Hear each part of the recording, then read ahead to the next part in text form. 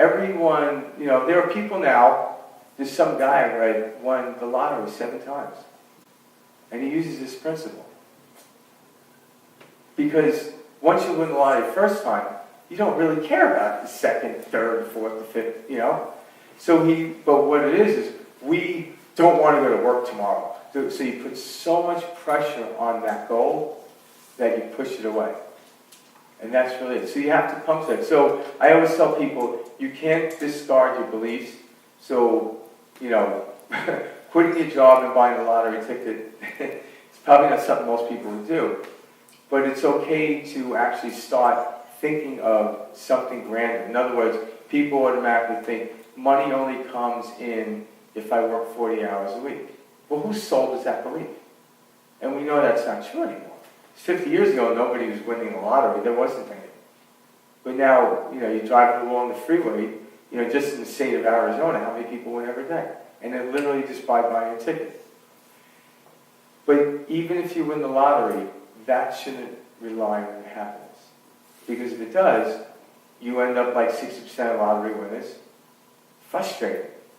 Because they were looking for happiness in that. I'm like, no, it's not, And, hopefully, and I know that's a problem anyone would like to have, but really, it's this constant moving towards something, and when you're moving towards something, the energy's flowing through you, and that's what we want. We want to get in that zone and stay there. But we live in a physical world that's very distracting, so it's very difficult to stay there, but who cares? You're never going to get it done, so who cares? And when you actually relieve yourself from it, you actually place yourself right back in it. And that's the power of paradox. And so, as you start to absorb this in, are you actually getting what I'm saying? Do you understand that? I heard a great quote years ago from a pastor at a church, and it was, to experience the extraordinary, you must get out of your ordinary. And that's pretty much what you're saying, is get yourself out of your ordinary. If you're on a bad frequency, take yourself into a different frequency, and out of your ordinary space if you're not happy there. And it's a lot more fun. It is. And know this, your ordinary is extraordinary to somebody else.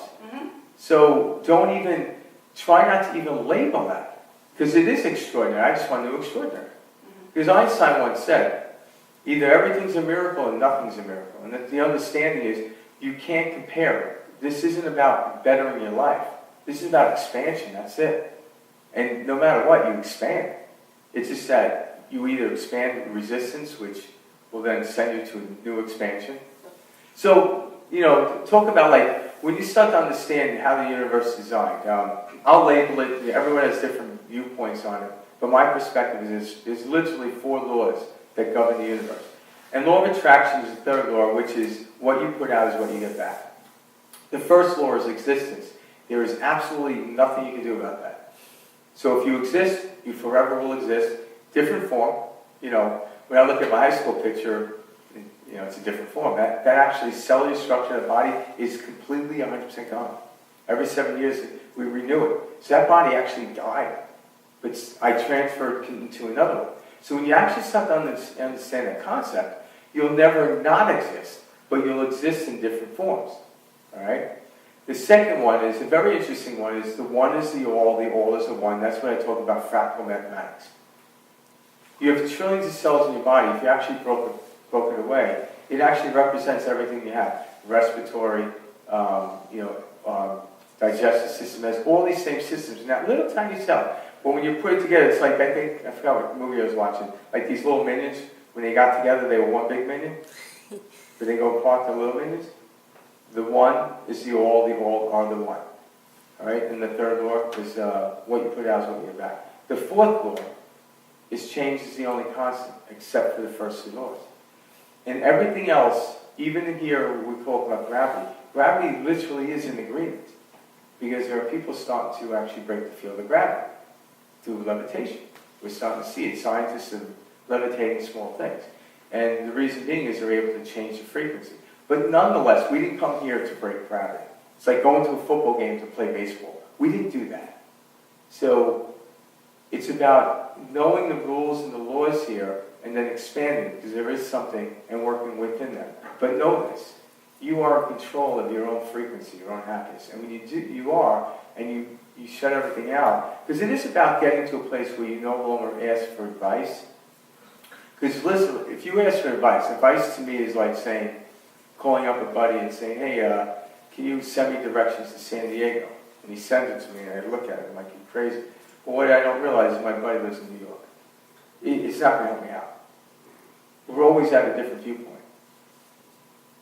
I facilitate the people, like when you change your frequency, you will be your own advisor. Because if I give advice to somebody and I'm on a different frequency, I'm going to mess them up. I don't know what they're going through, but that's where my compassion comes from. There isn't any wrong. It's just, we just need to learn to get out of the way. And we typically get in our way because we're comparing ourselves to everyone else. If you're on a dance floor looking at another couple dancing, you're tripping. But if you're out there like you're the only one, you're dancing marvelous. And it is about just dancing. Everything in life is a flow, it's a rhythm. Like you're an artist, right? You do it in a rhythm. You know, music, it's a rhythm. And when you're actually in sync with the rhythm, the energy flows through you. Like I remember when I was first learning to play guitar, I was learning chords and I was trying to play a song and I got tired. I'm like, I can't even get to a song. And I'm like, how does someone not just get to a song for a 2-hour concert? The reality was I wasn't in sync with the music, therefore it was a struggle.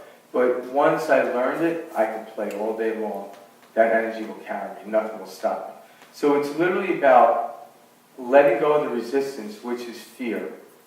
And, you know, all the indicators that are emotions. So if you're excited, keep going.